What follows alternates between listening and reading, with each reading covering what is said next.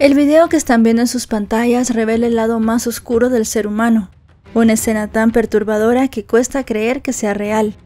Y es que estas impactantes imágenes capturan el momento en el que la madrastra de Bella Fontenelle transporta sus restos dentro de un balde de cloro, con la intención de dejarlos frente a la casa de su madre biológica. Lo que verán a continuación no fue solo un crimen, sino una tragedia que rompió el corazón de toda una comunidad. Si quieren saber todo lo que sucedió, quédense conmigo hasta el final del video. Hola a todos, ¿cómo están? Mi nombre es Lesma, espero se encuentren muy bien. Yo como siempre muy contenta de poder estar un día más aquí con ustedes, muy agradecida de que me estén viendo donde quiera que se encuentren. El día de hoy tenemos un caso sucedido en los Estados Unidos.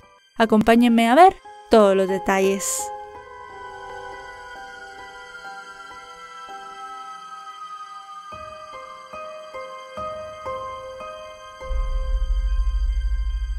Antes de iniciar este video quería comentarles que mi libro En el laberinto de sombra ya está disponible para ser comprado en la plataforma de Amazon. Cuenta con dos versiones, la tapa blanda y también el ebook para que escojan la que más les guste. Jennifer Celedón y Michael Fontenelle se conocieron mientras cursaban la carrera de contabilidad en una universidad del sureste de los Estados Unidos, en Luisiana, un estado marcado por su diversidad cultural. Michael era un estadounidense de ascendencia francesa y Jennifer una joven de raíces hondureñas, que parecían venir de mundos muy distintos. Sin embargo, la conexión entre los dos creció y con el tiempo los unió a algo mucho más profundo. Aunque nunca llegaron a casarse, decidieron compartir un hogar y fruto de esa relación nacieron dos niñas, Aria y Bella, quienes crecieron casi como gemelas, porque entre ellas había apenas un año de diferencia. De Bella, quien terminó siendo la triste protagonista de este caso, se sabe que nació el 30 de enero de 2017, también en Luisiana, y poco después de su nacimiento sus padres decidieron seguir caminos distintos. A pesar de la separación, ambos acordaron tener la custodia de las dos niñas y trabajar en conjunto para ofrecerles un entorno de crianza estable y armonioso.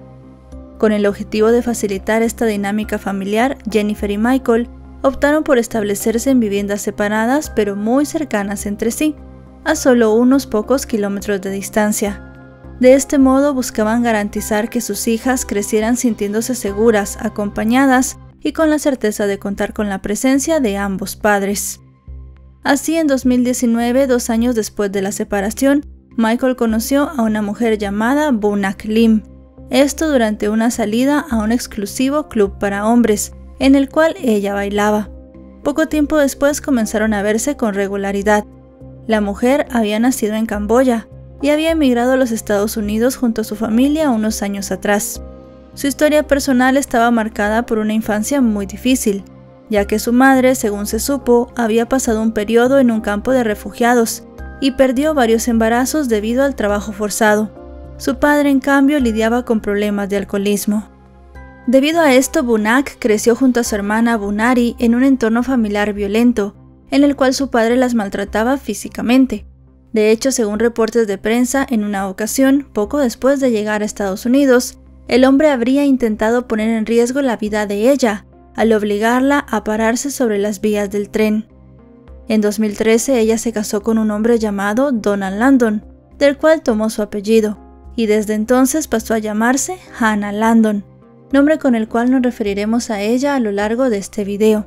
Lo que no está del todo claro es si alguna vez llegaron a separarse legalmente o no. Lo que sí es cierto es que debido a la emergencia sanitaria mundial, Hannah finalmente se mudó a la casa de Michael, quien la apoyó económicamente, ya que ella para ese momento no tenía empleo. Al estar en casa gran parte del día se comenzó a dedicar por completo a las niñas y asumió el papel de una madrastra entregada. Sin embargo, con el tiempo el comportamiento de la mujer comenzó a generar tensiones y a afectar la armonía que había entre Michael y Jennifer, la cual habían intentado mantener durante todo ese tiempo. Ella parecía querer alejar a la madre biológica de las niñas, esforzándose por convertirse en la figura femenina principal en sus vidas. Esta situación marcó el inicio de un conflicto entre las dos mujeres que pronto se hizo inevitable. Se generó un ambiente familiar bastante tóxico y una situación de custodia tensa entre los padres. Mientras tanto, la vida de las niñas se desarrollaba en un delicado equilibrio entre los dos hogares. La tensión entre Hannah y Jennifer fue constante durante años y se convirtió en una rivalidad silenciosa que en más de una ocasión terminó estallando en conflictos abiertos que no pasaron desapercibidos para el sistema judicial. Y es que los documentos legales revelaron que las autoridades intervinieron en varias oportunidades e incluso hubo una solicitud de restricción temporal. Uno de los episodios más significativos ocurrió el 17 de marzo de 2021, durante una competencia de natación de las niñas. Lo que empezó como un evento familiar completamente inofensivo terminó en un altercado muy acalorado, tanto que Michael se vio obligado a intervenir para separar a las dos mujeres, ante la mirada atónita de quienes estaban presentes. El incidente, según testigos, comenzó cuando Jennifer se acercó a una de sus hijas para darle un abrazo lleno de aliento y orgullo maternal, y lo que debía ser un gesto tierno se convirtió en el detonante de una escena tensa, pues Hannah intervino abruptamente, insistiendo en que la madre no tenía permitido abrazar a sus propias hijas, ya que no era su fin de semana de custodia. La objeción, además de inesperada, fue profundamente desconcertante y dejó atónitos a todos quienes presenciaban la escena, transformando, como ya les dije, este momento familiar en un episodio incómodo y también revelador de la conflictiva relación que había entre ambas mujeres. En esa ocasión, Michael intervino a favor de Jennifer, defendiendo el derecho que tenía la mujer de abrazar a sus hijas, sin importar si tenía o no la custodia ese fin de semana. Su postura, lejos de calmar los ánimos, desató en Hannah lo que varios testigos describieron como un ataque de celos. Frustrada por la situación, la mujer sacó su teléfono y comenzó a grabar el encuentro, un acto que fue percibido por los presentes como innecesario y provocador, el cual finalizó en agresiones verbales y físicas. Este incidente en la competencia de natación fue solo uno de los múltiples enfrentamientos entre ambas mujeres, y es que apenas unos meses después, el 8 de junio, las tensiones volvieron a estallar, pero esta vez durante un partido de fútbol infantil. Según testigos, el altercado escaló rápidamente. Las mujeres se jalaron del cabello, se empujaron, se patearon y se arañaron, todo frente a las familias presentes y, lo más preocupante, delante de todos los niños. Luego el incidente más grave ocurrió ese mismo mes, cuando Hannah presuntamente atacó a la hermana de Jennifer, dejándole rasguños visibles debajo del ojo y la mano. En esta ocasión la policía acudió al lugar después de recibir el reporte, pero Hannah no cooperó con los oficiales. Se negó a identificarse y mantuvo una actitud desafiante, lo que dificultó el procedimiento y dejó constancia de su comportamiento cada vez más errático. Luego la mujer afirmó que el ataque no había sido provocado, pero su versión rápidamente perdió credibilidad. No pudo presentar testigos que respaldaran su relato, y además se negó a que los oficiales examinaran las lesiones que había sufrido. Sin evidencia que sostuviera su versión, los investigadores determinaron que no había fundamento suficiente para considerarla una víctima, y le dieron una notificación para una citación por agresión simple. En lo que parecía una respuesta directa a esta decisión, el mes siguiente, Hannah presentó una solicitud de orden de restricción temporal en contra de Jennifer y su hermana. Las acusó de atacarlas y afirmó que Jennifer había hecho múltiples amenazas en contra de ella. Sin embargo, su petición fue desestimada. También Bárbara, la madre de Michael, tuvo mal presentimiento sobre la relación entre su hijo y Hannah. Para ella, la mujer parecía una persona extraña e inquietante. Sin embargo, sus preocupaciones fueron vistas simplemente como las críticas de una madre sobreprotectora. Pero las tensiones no solamente se daban entre los adultos. Bella también comenzó a mostrar señales de miedo y angustia frente a su madrastra. La niña, quien fue descrita por quienes la conocían como brillante, enérgica y llena de alegría, en algún momento comenzó a apagarse y tenía episodios frecuentes de llanto, ansiedad y angustia, los cuales fueron registrados por sus educadores. A los 6 años, Bella estudiaba preescolar y comenzó a expresar en la escuela que Hannah se comportaba de manera negativa con ella. Incluso la sola idea de regresar a casa con su padre le causaba a la niña un profundo sufrimiento. Finalmente, Bella fue puesta en terapia, donde reiteró que su madrastra era una persona mala. Esto también se lo había dicho en varias ocasiones a su madre, a quien le suplicaba no tener que quedarse en casa de su papá. Sin embargo, nunca llegó a describir algún hecho concreto que indicara algún tipo de abuso. Con estos antecedentes llegamos al 24 de abril de 2023, durante la que sería la última sesión de terapia de Bella. Ella le confesó a su padre que sentía que Hannah era cruel, pero cuando él le pidió que le explicara por qué, la niña guardó silencio y no supo cómo expresarse. Probablemente este fue el detonante para los trágicos eventos que siguieron y que dejaron a una familia y a una comunidad destrozadas. Y es que la tarde del 25 de abril de ese mismo año, la abuela paterna recogió a las niñas en la escuela, las llevó a comer y pasó un tiempo con ellas antes de llevarlas de regreso a casa, alrededor de las 7:30 de la noche. Bella y su hermana se quedarían al cuidado de Hannah, mientras Michael trabajaba. Él regresó tarde y agotado se fue directamente a la cama, sin notar nada fuera de lo habitual. A la mañana siguiente el hombre se despertó y notó que Hannah no estaba a su lado. Al principio pensó que tal vez se había quedado dormida en el sofá como solía hacerlo, o que se había levantado temprano para preparar el desayuno, pero al recorrer la casa se dio cuenta que la mujer no estaba en ningún lugar. Fue entonces a la habitación de sus hijas, a quienes no veía desde el día anterior. Solamente la mayor seguía en casa, aún dormida, y allí fue cuando comenzó a inquietarse.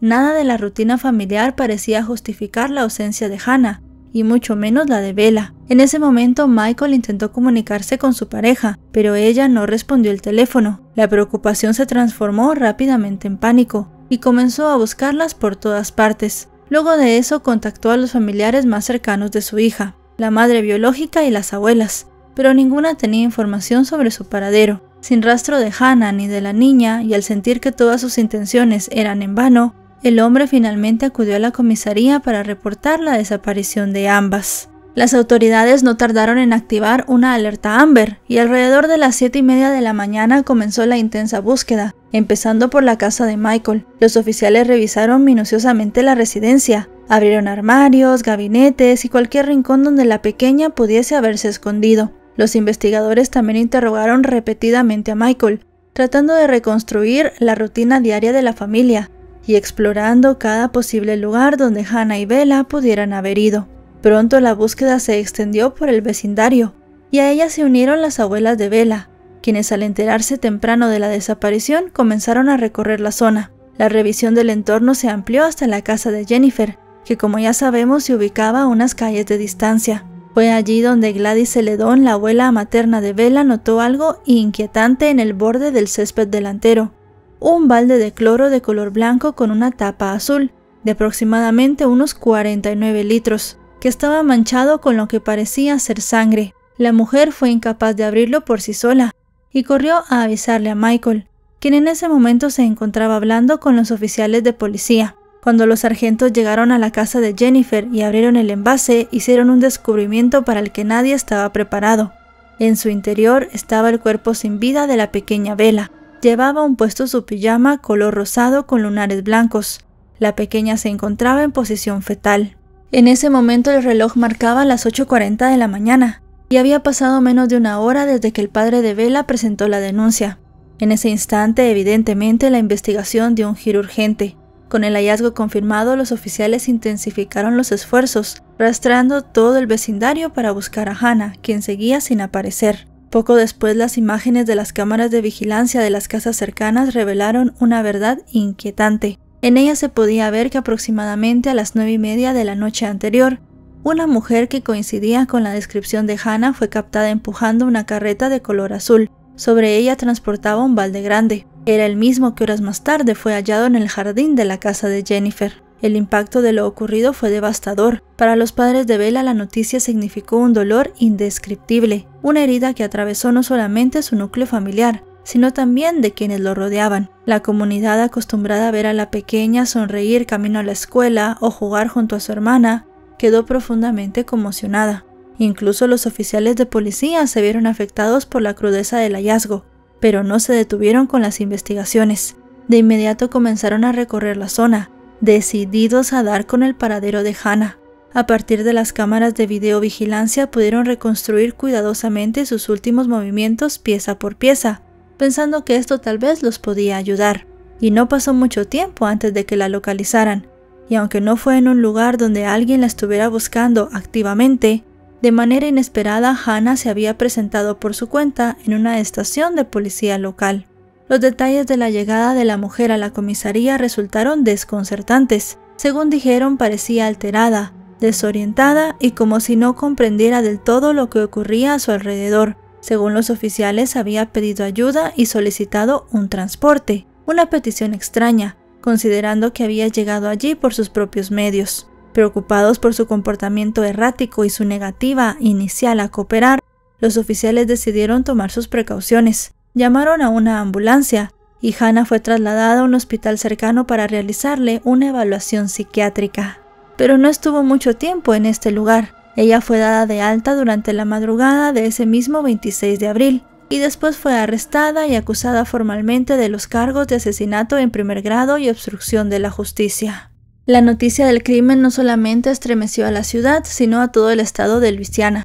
Medios locales y nacionales se volcaron en la cobertura del caso, conmocionados por la naturaleza del hecho y por el rostro de la pequeña, cuya imagen pronto comenzó a circular en redes sociales y noticieros. La escuela donde Bella estudiaba decidió cerrar sus puertas tras conocer lo que había sucedido, y en un comunicado enviado a los padres, la institución expresó su dolor, hablando del horrible hecho que afectaría para siempre a la comunidad escolar y parroquial.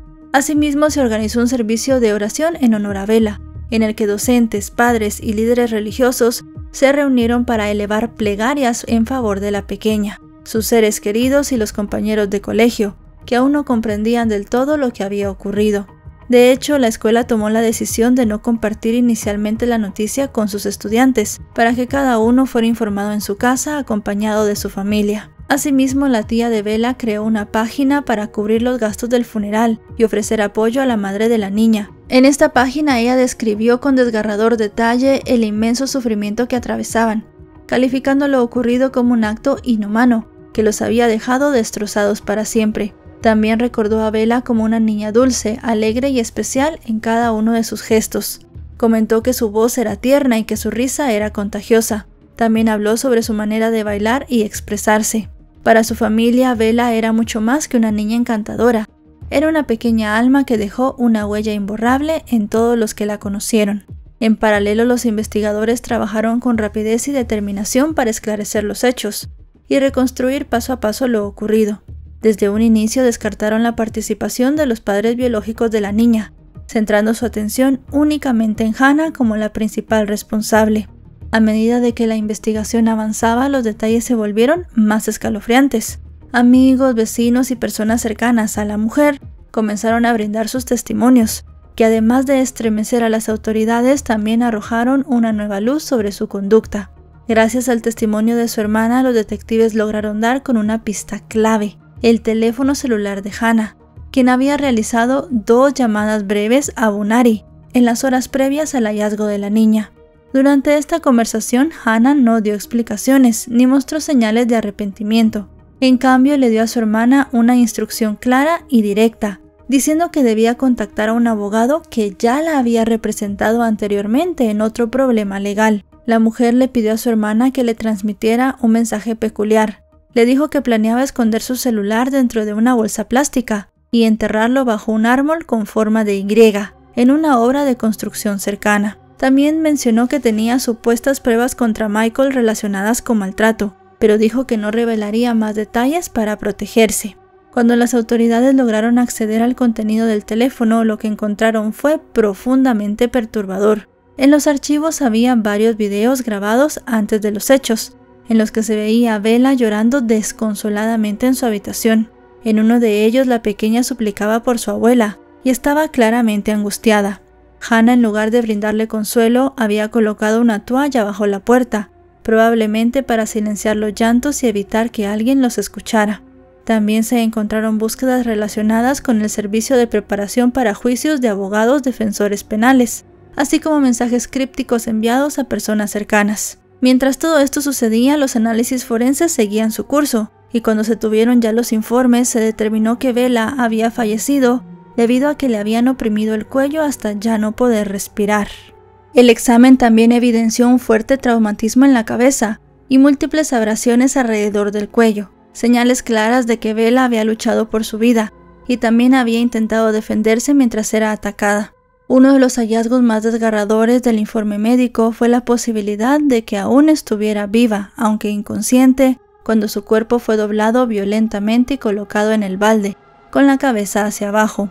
También se determinó que Bella había perdido la vida la noche anterior al hallazgo, entre las 7:30 y las 9 de la noche. También se pudo determinar de que luego de que Hannah dejara los restos de Bella en casa de Jennifer y luego regresara caminando a su vivienda, enterró su celular en el patio de un vecino, intentando ocultar posibles evidencias. Finalmente, como si una fuerza interna la empujara, cruzó las puertas del departamento de policía local poco después de la medianoche, como ya dijimos, un tanto desorientada. Lo que siguió siendo un misterio para los investigadores fueron las razones. ¿Por qué Hannah eligió precisamente a la pequeña de 6 años para cometer este horrible acto? La decisión de dejar los restos frente a la casa de Jennifer despertó todo tipo de hipótesis entre los investigadores. Algunos pensaron que no solo se trataba de un crimen, sino de una acción deliberada cargada de venganza, como una forma retorcida de enviarle un mensaje. Otros, en cambio, se preguntaban si el crimen guardaba relación con el vínculo tenso y cargado que, según algunos testimonios y como ya hemos dicho en este video, la niña había estado expresando en los últimos meses. Después de su detención, Hannah fue sometida a 2 evaluaciones psiquiátricas, una las horas previas a su arresto y otra unos días después, el 2 de mayo.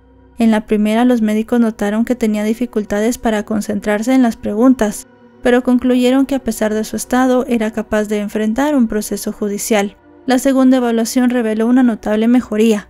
Esta vez la mujer fue capaz de responder con claridad, se mantuvo enfocada y demostró comprensión sobre la gravedad de su situación legal. Pese a ello, la defensa de Hannah argumentó que ella sufría de estrés postraumático, producto de las vivencias profundamente perturbadoras que había vivido en su infancia en el campo de exterminio en Camboya. El tiempo fue pasando y el 1 de agosto de 2024, durante una audiencia judicial, Hannah se declaró no culpable por motivos de locura, y la jueza escuchó el testimonio de varios médicos especialistas. 2 de estos, designados por el tribunal, discutieron públicamente los resultados de sus evaluaciones y coincidieron que desde una perspectiva profesional, Hannah era competente para enfrentar el proceso judicial y colaborar activamente en su defensa. Ambos especialistas argumentaron que si bien había signos de inestabilidad emocional, estos no eran suficientes para considerarla incapaz de entender su situación o de participar en un juicio. Por otro lado, la defensa intentó presentar otros 2 médicos como parte de su estrategia, pero ninguno acudió para ser interrogado. Además, un psiquiatra del centro correccional donde Hannah permanecía detenida reveló que la mujer había rechazado tomar una medicación prescrita, a pesar de que ésta había sido ordenada por el tribunal. La jueza, que quería asegurarse de que más adelante no se revocara el fallo, finalmente confirmó que la mujer era competente para ir a juicio y ordenó que permaneciera detenida sin derecho a fianza. El juicio de Hannah inició el 1 de mayo de 2025, con un defensor público asignado, que centró su estrategia en alegar que la conducta errática de Hannah se debía a una enfermedad mental severa. Según su argumento, la mujer no era plenamente consciente de que sus actos estaban mal, lo cual debía eximirla de la responsabilidad penal. Por su parte, los fiscales rechazaron esta hipótesis y señalaron las acciones de Hannah antes y después del crimen, como por ejemplo contactar a un abogado penalista y enterrar su teléfono. Para ellos, esto demostraba una clara intención de encubrir lo ocurrido. Para los fiscales, Hannah no era una mujer confundida ni desequilibrada, sino alguien malvada, consumida por la ira pero con plena capacidad de comprender la diferencia entre el bien y el mal. Durante el juicio, uno de los momentos más conmovedores fue el testimonio de Gladys, la abuela materna de Bella y la persona que encontró su cuerpo. Entre lágrimas, la mujer relató cómo su nieta le confiaba las situaciones difíciles con Hannah. Dijo que la niña le decía que la madrastra era mala y que sentía que la odiaba. Ella narró que el día que vio el balde en el jardín de su hija se detuvo en seco, comenzó a temblar teniendo un mal presentimiento. Al darle la vuelta y notar la sangre, supo de inmediato que algo grave había ocurrido. Otro de los momentos más tensos en el lugar fue el testimonio del oficial de la policía que destapó el balde. Según describieron los medios, al principio se quedó en silencio, visiblemente afectado, y tras tomar aire profundamente logró reunir la fuerza para dar su testimonio, conmoviendo a todos los presentes con el dolor contenido en sus palabras. Durante el testimonio del oficial, los fiscales presentaron ante el jurado el envase utilizado para ocultar el cuerpo de Bella, el cual había sido analizado y estaba cubierto de un polvo negro, que también conservaba impresas las huellas dactilares de Hannah. Además, se mostró una carreta plegable de color azul, que según la investigación fue utilizada para trasladar la cubeta. El objeto fue hallado posteriormente en un cobertizo, ubicado en el patio trasero de la residencia de Hannah, oculto entre otros artículos de uso doméstico. El jurado también presenció las imágenes clave que dejaron una fuerte impresión en la sala. Se proyectó el video de vigilancia que captó la llegada de la abuela al domicilio, la angustia al ver la sangre en el balde y los desgarradores llantos al descubrir lo que había dentro. Además, los fiscales presentaron fotografías de la escena del crimen, que documentaban múltiples manchas de sangre seca en la casa. Había rastros en las sábanas de la niña, en la encimera de la cocina, en una toalla, en una pared exterior, e incluso había un rastro de manchas que continuaba en la acera, junto a la piscina en el patio trasero. La hermana de Hannah subió al estrado para dar su testimonio sobre las llamadas telefónicas que recibió ese día. Contó que escuchó a la mujer alterada, molesta y llorando, pero admitió que en ese momento no le dio mayor importancia, ya que ese tipo de reacciones eran frecuentes en ella. Sin embargo, antes de concluir su declaración, ella expresó su preocupación por el estado emocional de Hannah, mencionando que temía que pudiera hacerse daño a sí misma, ya que en otras ocasiones había atentado contra su vida. Finalmente, el juicio alcanzó uno de sus momentos más conmovedores, cuando los padres de Bella prestaron su testimonio. Ambos, visiblemente afectados, contaron cómo era su relación con la niña, los buenos momentos que les había dejado la pequeña y además de eso el miedo que tenían de Hannah. Jennifer especialmente habló de la relación tirante que había tenido con ella y de todos los problemas y encontronazos físicos que ambas habían compartido. Al final del juicio, el jurado no tardó más de 1 hora para deliberar. Las pruebas en contra de Hannah fueron contundentes y no dejaron espacio para la duda. Al final, ella fue declarada culpable por unanimidad. El juez, al dictar la sentencia, le impuso una cadena perpetua por el delito de asesinato en primer grado y 80 años adicionales por el delito de obstrucción a la justicia. Así terminó la historia de Bella, que es un testimonio no solamente del dolor más imaginable que una persona puede vivir, sino también una advertencia sobre las señales que muchas veces se silencian o se pasan por alto en el entorno familiar. El caso de Bella es un recordatorio de que el bienestar emocional de los niños debe ser una prioridad inquebrantable, y detrás de lo que puede parecer una rutina normal, se pueden esconder conflictos que afectan profundamente la seguridad y tranquilidad de todos. Escuchar a los más pequeños, actuar con sensibilidad y responsabilidad puede marcar la diferencia. Y bueno, chicos y chicas, hasta aquí el video de hoy. Un caso muy triste, muy impactante. Todos los casos que mostramos son eso, pero este todavía más porque involucra pues a una persona menor de edad, como siempre decimos, una niña que al final de cuentas no le estaba haciendo nada a esta mujer, una madrastra que quería primero usurpar el lugar de la madre y luego de eso, en una forma de venganza, terminó quitándole la vida a una de sus hijas. Irónico porque si ella quería tomar el lugar de Jennifer como madre, tenía que haberse desvivido por esas 2 niñas. Al final recibió una condena ejemplar y es lo mejor para todos, ya que esta mujer fuera es un peligro para la sociedad. Si este video les ha parecido informativo, recuerden dejarle un me gusta, recuerden suscribirse si no lo están. Actualizo 3 o 4 veces por semana y si están suscritos les llegará una notificación cada vez que yo suba un video. No me queda nada más que decirles que nos vemos hasta otro caso. Adiós.